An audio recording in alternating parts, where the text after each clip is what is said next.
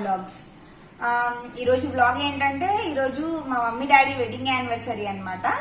So నేను అది ఎలా సెలబ్రేట్ చేసుకున్నాను అండ్ వాళ్ళ కోసం నేను ఒక కేక్ ప్రిపేర్ చేశాను, హనీ కేక్. సో ఆ రెసిపీ మీతో షేర్ చేసుకుందాం అనుకున్నాను అండ్ వాళ్ళ సెలబ్రేషన్స్ మేము ఎలా చేసాము అన్నది కూడా మీకు చూపించాలనుకుంటున్నాను. చూడండి. సో మనం ఇక్కడ కేక్ ప్రిపేర్ చేసుకోవడానికి కావాల్సిన ఐటమ్స్ ఏంటో చూసేద్దాము. ఫస్ట్ వచ్చేసి ఇది ఆల్ పర్పస్ ఫ్లవర్ అనమాట. ఇది 2 కప్స్ తీసుకోవాలి.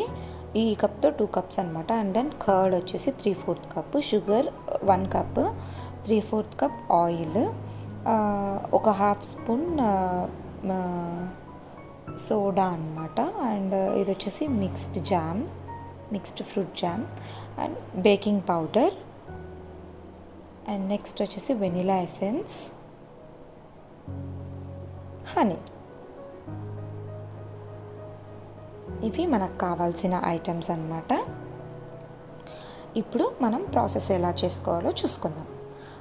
ఫస్ట్ ఒక బౌల్ తీసుకొని కర్డ్ వేసేసుకోవాలి, 3/4 కప్ కర్డ్.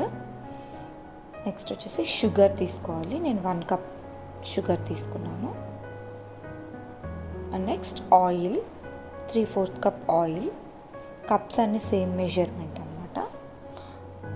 అండ్ నెక్స్ట్ వచ్చేసి వెనిలా ఎసెన్స్ వేసుకోవాలి, ఒక 1/2 స్పూన్. ఇది నా స్పూన్ కొంచెం చిన్నగా ఉందని చెప్పేసి నేను 1 స్పూన్ వేసేసుకున్నా. ఇలాంటి స్పూన్ అయితే మీరు కూడా 1 స్పూన్ వేసుకోండి. పెద్ద స్పూన్ అయితే ఒక 1/2 స్పూన్ వేసుకోండి, సరిపోతుంది. సో ఇవన్నీ వేసేసుకున్నాం కదా. లెఫ్ట్ ఓవర్ ఆయిల్ అండి, అది వేరే ఏం కాదు. ఇవన్నీ బాగా మిక్స్ చేసుకోవాలన్నమాట.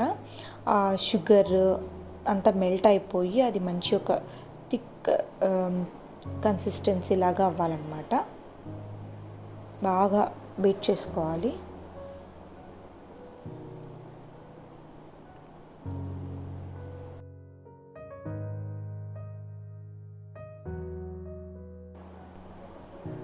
సో చూసారు కదా, ఇలా రావాలన్నమాట కన్సిస్టెన్సీ.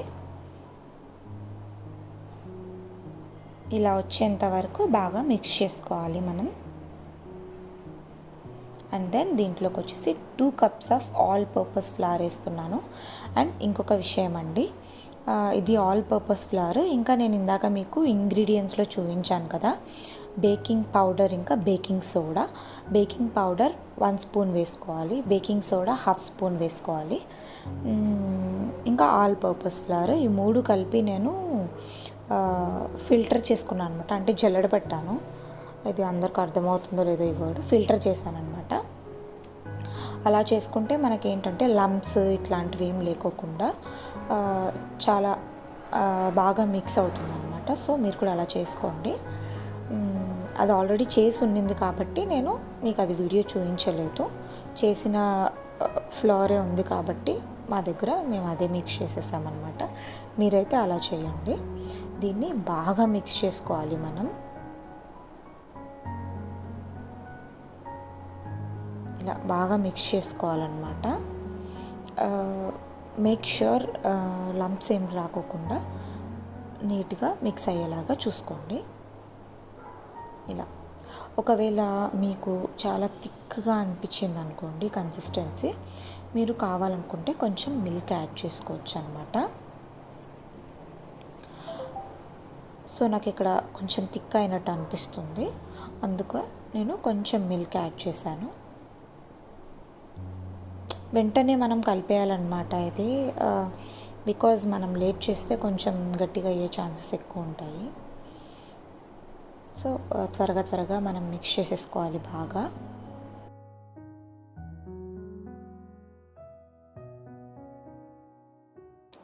సో ఇది బాగా మిక్స్ చేసేసుకున్నాం కదా, ఇలాంటి కన్సిస్టెన్సీ రావాలన్నమాట. తర్వాత మనం ఒక కేక్ మౌల్డ్ తీసుకొని దాన్ని గ్రీస్ చేసుకోవాలి ముందే. చేసేసుకొని ఇదంతా అందులోకి వేసేయాలన్నమాట.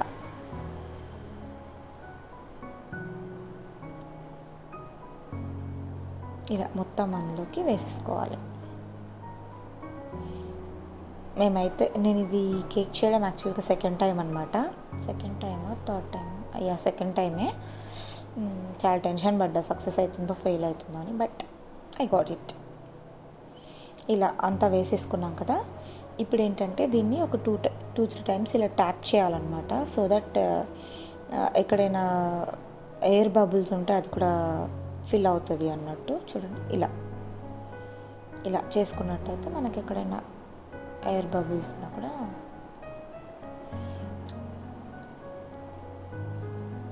సో ఇప్పుడు మనం స్టవ్ ఆన్ చేసుకోవాలి. స్టవ్ ఆన్ చేసుకొని ఇలాంటి పెద్దవి గిన్నెలు అందరి ఇంట్లో ఉంటాయండి. సో నేను అందరికీ చేసుకోవడానికి అందుబాటులో ఉండేటట్టు చెప్తున్నాను. సో ఇలాంటిది ఒకటి తీసుకొని ఇలా ఒకటి స్టాండ్ ఉంటుంది కదా, అలా స్టాండ్ ప్లేస్ చేసుకోండి. తర్వాత ఈ కేక్ మోల్డ్ ఉంటుంది కదా, దీన్ని లోపల ప్లేస్ చేసేసేయండి. ప్లేస్ చేసేసి క్లోజ్ చేసేసేయండి. క్లోజ్ చేసిన తర్వాత కొంచెం మీడియం ఫ్లేమ్లో ఒక 40 మినిట్స్ మనం దీన్ని బేక్ చేసుకోవాలన్నమాట. మధ్య మధ్యలో చెక్ చేస్తూ ఉండండి కావాలనుకుంటే. 40 మినిట్స్ నాకు తెలిసి అయితే సరిపోతుంది. వన్స్ ఇంకొకసారి చెక్ చేసి మీరు ఒకవేళ సరిపోకపోతే మళ్ళీ పెట్టుకోవచ్చు, నో ప్రాబ్లం. ఇంకొక 10 మినిట్స్ కూడా పెట్టుకోవచ్చు, ప్రాబ్లం ఏం లేదు. సో ఇక్కడ చూస్తున్నారా, ఇందాక నేను ఫోర్క్ పెట్టాను కదా, అప్పుడు అది అతుక్కోలేదు. సో దట్ బేక్ అయిపోయినట్టే అనమాట. అది పెట్టడం అయితే పెట్టాం కానీ తీయడానికి నాకు అంత అలవాట్లేదు కదా నాకు నవ్వికి. సో తీయడానికి కొంచెం బాగా కష్టపడ్డాం. కానీ మా మమ్మీ వచ్చి 2 మినిట్స్లో తీసేసింది. వాళ్ళకి అలవాటు ఉంటుంది కదా, సో త్వరగా తీసేసింది అనమాట mummy.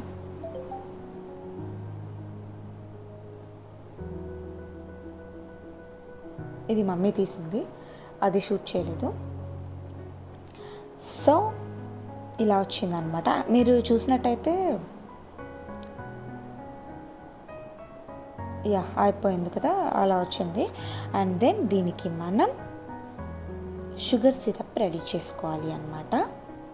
So 2 spoons of sugar add చేస్తున్నాను నేను ఇక్కడ. 2 స్పూన్స్ ఆఫ్ షుగర్ అండ్ ఒక 1/4 కప్ ఆఫ్ వాటర్ అన్నమాట యాడ్ చేసి దీన్ని బాగా కొంచెం మీడియం ఫ్లేమ్లో అలా పెట్టుకొని కొంచెం బాగా మరిగేంత వరకు మనం దీన్ని చూసుకోవాలన్నమాట.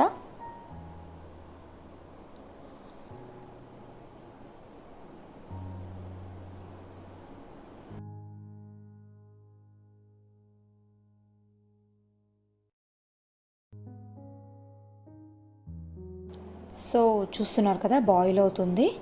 ఇలా బాయిల్ అయ్యేంత వరకు మనం దీన్ని హీట్ చేసుకోవాలి, లైక్ బాయిల్ అయ్యేటట్టు చేసుకోవాలి.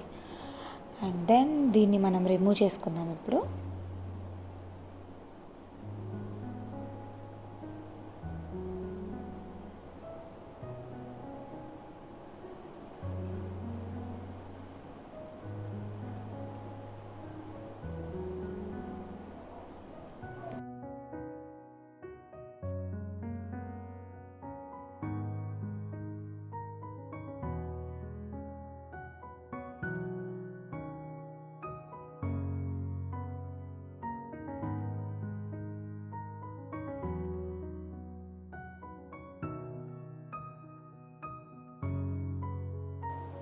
ఇలా దీన్ని తీసుకొని మనం ఒక ప్లేట్లో ఇలా రివర్స్లో వేసుకోవాలన్నమాట.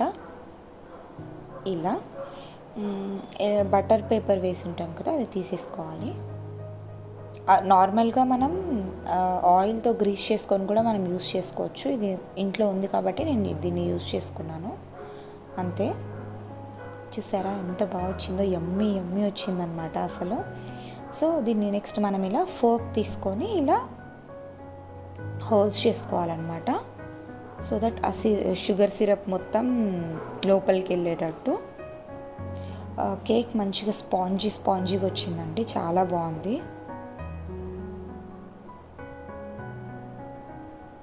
సో ఇలా చేసేసుకున్నాం కదా. ఇప్పుడు ఈ బాయిల్ అవుతున్న దాంట్లోకి మనం 2 స్పూన్స్ ఆఫ్ హనీ వేసుకోవాలి.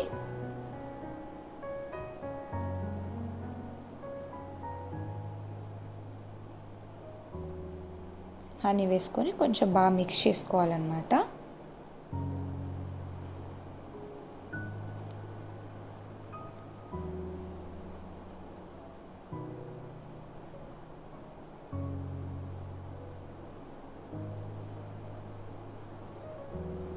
సో అయిపోయింది, మనకు సిరప్ రెడీ అయిపోయింది. ఇప్పుడు మనం ఏం చేయాలంటే దీన్ని మొత్తం ఈ కేక్ మీద స్ప్రెడ్ చేసుకోవాలి. మనం హోల్స్ చేసాం కదా, సో దట్ అది లోపల వరకు కూడా వెళ్తుంది అనమాట ఆ సిరప్. ఇలా మొత్తం మరీ ఎక్కువ కూడా వేసుకోకండి, బికాజ్ కేక్ మొత్తం చిదిమిపోయే అవకాశం ఉంటుంది, ఐ మీన్ లైక్ కట్ అయిపోయే అవకాశం ఉంటుంది. సో ఎక్కువ కూడా వేసుకోకండి. ఇలా మనం మొత్తం షుగర్ సిరప్ వేసుకోవాలన్నమాట.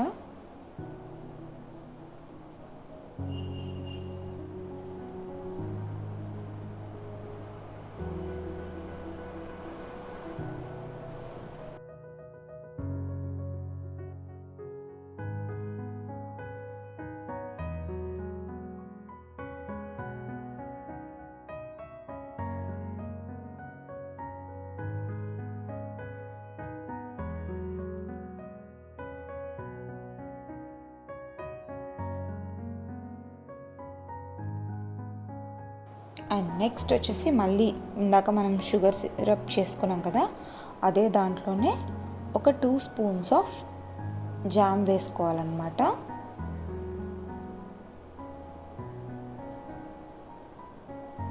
టూ స్పూన్స్ ఆఫ్ జామ్ వేసుకోవాలి. అండ్ నెక్స్ట్ వచ్చేసి ఇది కొంచెం మనకు మెల్ట్ అవ్వాలన్నమాట, మరి ఓవర్ హీట్ చేయకూడదు. కొంచెం మెల్ట్ అయ్యేంత వరకు మనం దీన్ని హీట్ చేసుకోవాలి. దీనికి కొంచెం హనీ కూడా యాడ్ చేసుకోవాలి.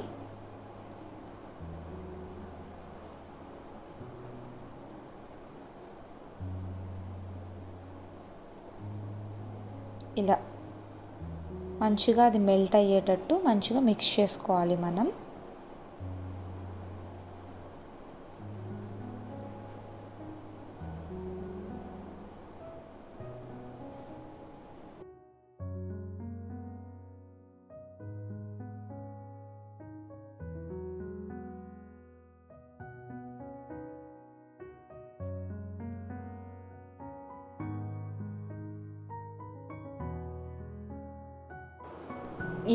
ఇలాంటి మెల్ట్ అయిపోయి ఇలా కన్సిస్టెన్సీ వచ్చేంత వరకు మనం దీన్ని హీట్ చేసుకోవాలన్నమాట.